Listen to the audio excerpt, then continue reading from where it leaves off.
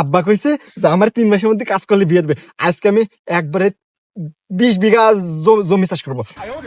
এই একাই চাষ করে ফেলে দেবো।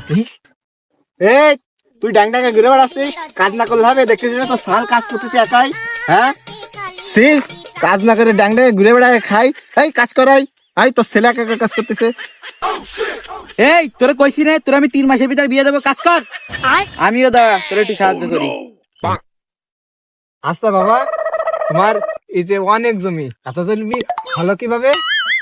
তুমি তো আকাম্মা ছিলে, তা তোমার এত জমি হলো কিভাবে? তো কদিন আমার শুনি। আরে এত জমি তো আগে আমার ছিল না।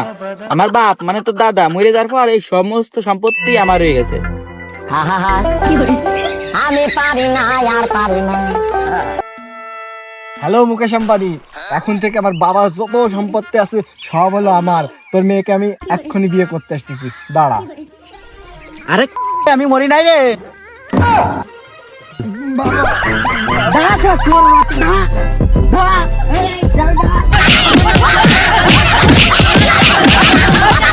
ও বাবা, বাবা গো, ওরা কি আমায় মার্ডার করতে চেয়েছিল?